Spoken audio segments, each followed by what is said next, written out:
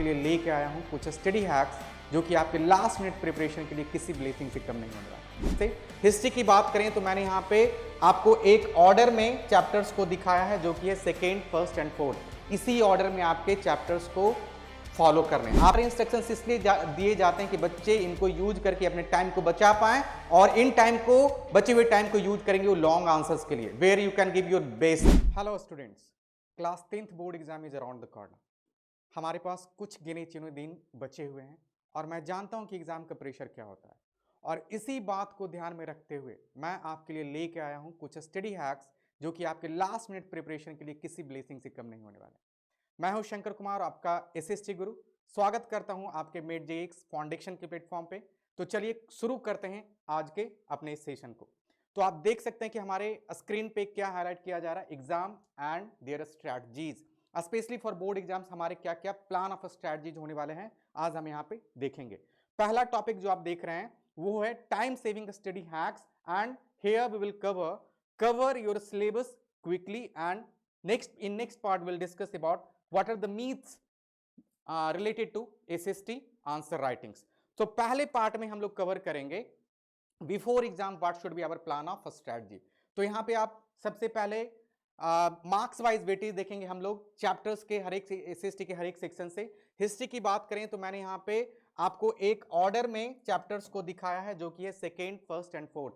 इसी ऑर्डर में आपके चैप्टर्स को फॉलो करने आपके लिए एसएसटी के हिस्ट्री के जो भी सेक्शंस हैं स्पेशली उनके लिए यही ऑर्डर फॉलो किए जाएंगे, क्योंकि बोर्ड में सबसे ज्यादा मार्क्स आप देखोगे कि सेकेंड चैप्टर से आ रहे हैं हिस्ट्री में, उसके बाद फर्स्ट से, और फिर लास्ट जो कि प्रिंट कल्चर है वहां पे आपको ये ध्यान रखना कि प्रिंट कल्चर हमारा लास्ट इंपॉर्टेंट चैप्टर है। एक और छोटा सा चैप्टर है जो कि मैं वहां पे स्किप कर रहा हूं, वहां से मुश्किल से आप 2 से 3 मार्क्स देखेंगे, बट उसके लिए बहुत ज्यादा आपको एफर्ट देने की जरूरत नहीं है। आप अगर पिछले साल के क्वेश्चंस देख लेते हैं तो that is more than enough.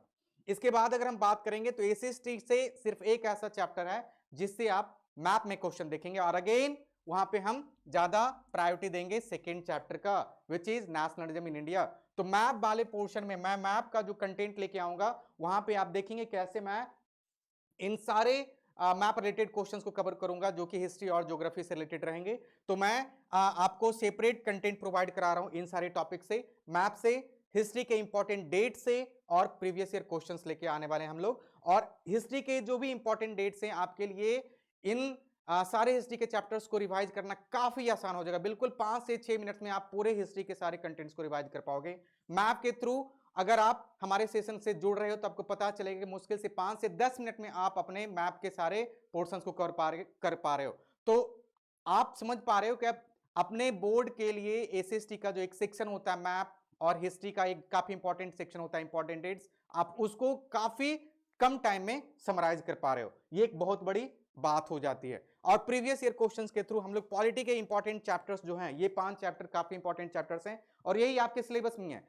Polity में हमारे लिए थोड़ा सा डिफिकल्टी यहाँ पे ये आ जाता है कि हर एक चैप्टर को बोर्ड एग्जाम एसएसटी जो है सीबीएसई है जो इक्वल वेटेज दे रही है।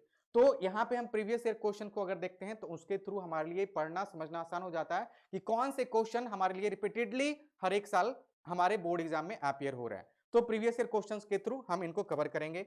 आ जाते हैं अगर हम ज्योग्राफी पे, तो इतने सारे चैप्टर्स हैं, बच्चे तो इन सारे कंटेंट्स को देख के घबरा जाते हैं, बट घबराने वाली बात ही नहीं है। अगर आप फर्स्ट चैप्टर को छोड़ दो, second manufacturing industries and life lines of national economies को अगर छोड़ देते हो तो आपके लिए सिर्फ यही 4 चैप्टर हैं जो कि आपको थोड़ा सा मेहनत करवाएंगे, और इनके लिए भी आपके लिए हम प्रीवियस ईयर क्वेश्चंस लेके आ रहे हैं, इंपॉर्टेंट टॉपिक्स लेके आ रहे हैं जो कि आपके कंटेंट को आसान कराने वाला है।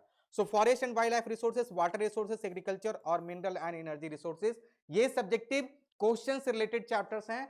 रिसोर्स एंड डेवलपमेंट आप बिल्कुल इग्नोर कर सकते हैं, अगर आप नहीं भी पढ़ते हैं तो यहां से आपको एक से 2 क्वेश्चन ही मिलेंगे जो कि आप बिना पढ़े हुए भी आंसर कर सकते हैं। मैन्युफैक्चरिंग इंडस्ट्री और life line economy only related to maps, जहां पे आपको सिर्फ मैप्स रिलेटेड क्वेश्चंस ही आपको देखने को मिलेंगे आपके बोर्ड एग्जाम में, तो यहाँ पे भी आप सिर्फ मैप से इसको ओरिएंट करके चलेंगे। तो सब्जेक्टिव के लिए ये सिर्फ 4 चैप्टर हैं जो कि हमें पढ़ने हैं। आगे अगर हम आ जाते हैं इकोनॉमिक्स में, तो बिल्कुल प्रीवियस ईयर क्वेश्चंस के थ्रू अगेन हम इन सारे इंपॉर्टेंट चैप्टर्स को कवर करेंगे। और सबसे इंपॉर्टेंट बात हो जाती है कि इकोनॉमिक्स में हमारे ज्यादा क्वेश्चंस नहीं है, ज्यादातर जो क्वेश्चंस है वो रिपीटेडली हर एक साल in same manner they are getting asked. So अगर हम प्रीवियस ईयर क्वेश्चंस देख लेते हैं, 4-5 साल के क्वेश्चंस देख लेते हैं, हमारे लिए बिल्कुल आसान हो जाएगा। और फिर से मैं यही कहूंगा कि आपको स्ट्रेस लेने की कोई जरूरत नहीं है। ठीक है, अब हम लोग पार्ट 2 में आ जाते हैं, जहां पे अगर आपने देखा होगा हमारे पहले स्क्रीन को, तो वहां पे मैंने दिखाया था एसएसटी आंसर राइटिंग से रिलेटेड कुछ मिथ्स हैं, उनको कैसे बूस्ट किया जाए। तो हम लोग यहाँ पे इसे सबसे बड़ा मिथ पता है क्या हो जाता है कि बच्चे ये सोचते हैं कि अगर हम अपने आंसर्स को बड़े बड़े पैराग्राफ के फॉर्मेट में लिखेंगे तो हमें बहुत ज्यादा मार्क्स मिलने वाला है। सबसे बड़ी गलती यहीं पे हो जाती है। Never write your answers in paragraph format, always try to write your answers in points wise. और स्ट्रेट फॉरवर्ड आंसर अगर आप दे रहे हो तो वहां पे आपके लिए बहुत ज्यादा बेनिफिट होने वाला है। और यहां पे जो इंस्ट्रक्शंस दिए हुए हैं, 2 मार्क्स, 1 मार्क्स के लिए आपके तो एमसीक्यू आ ही जाएंगे, 40 वर्ड्स आप यूज करेंगे 2 मार्क्स के लिए, और 60 वर्ड्स आप यूज करेंगे 3 मार्क्स के लिए, और लॉन्ग आंसर्स के लिए 120 वर्ड्स आप यूज करोगे। और ये सारे इंस्ट्रक्शंस इसलिए दिए जाते हैं कि बच्चे इनको यूज करके अपने टाइम को बचा पाएं, और इन टाइम को, बचे हुए टाइम को यूज करेंगे वो लॉन्ग आंसर्स के लिए, where you can give your best. इसी बात को आपको ध्यान रखना है। और ये सारे इंस्ट्रक्शंस बहुत सारे बच्चे इग्नोर कर देते हैं और उनके पास एक टाइम की स्कार्सिटी हो जाती है। At the end of the exam they are going to leave many question. So ये चीज आप फील ना करो, इसलिए आपके लिए इंपॉर्टेंट हो जाता है कि इन सारे इंस्ट्रक्शंस को फॉलो करो। और इसके लिए एक बहुत बड़ी आदत बनानी पड़ेगी आपको। अगर आप अपने स्कूल से प्री बोर्ड एग्जाम लिख रहे हो या फिर प्रैक्टिस कर रहे हो सैंपल पेपर्स के थ्रू, तो आप कोशिश करो कि अपने राइट आंसर को आप लिख रहे हो पॉइंट्स में, और वो भी पॉइंट्स इन वर्ड्स लिमिट्स को फॉलो करें।